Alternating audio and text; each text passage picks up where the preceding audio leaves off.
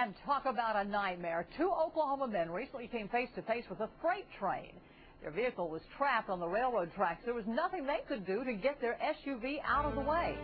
On the night beat, News Channel 4's Lance West and the 911 call they made as the train barreled towards them.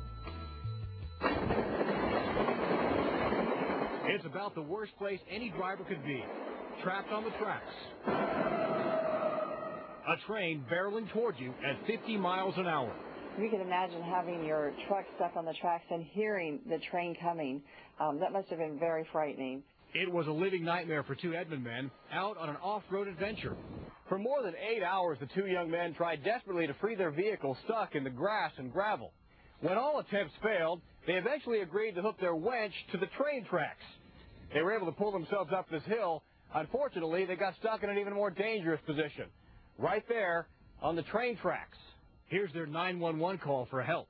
911. Yes, sir. I've got my vehicle stuck on the train tracks. Okay, where are you at right now? I am right north of Sorghum Mill Road. There's a train coming. Okay, get out of the car and get away from it right now. Okay. Okay? Okay. Dispatch.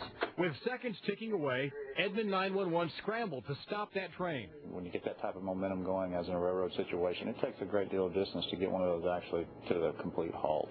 Amazingly, the dispatcher was able to contact the conductor, who shut down the freight train about 100 feet before impact. They were having a good time, but it almost ended up a really bad time for everybody. Lance West, Oklahoma's News Channel 4.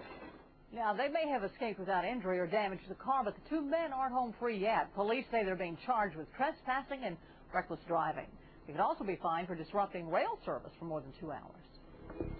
Well, here she comes. Tonight from the Sky Center, millions of Americans on the East Coast are getting ready for Hurricane Isabel. Now, right now, Isabel is bearing down on the East Coast with sustained winds of more than 100 miles an hour. Folks along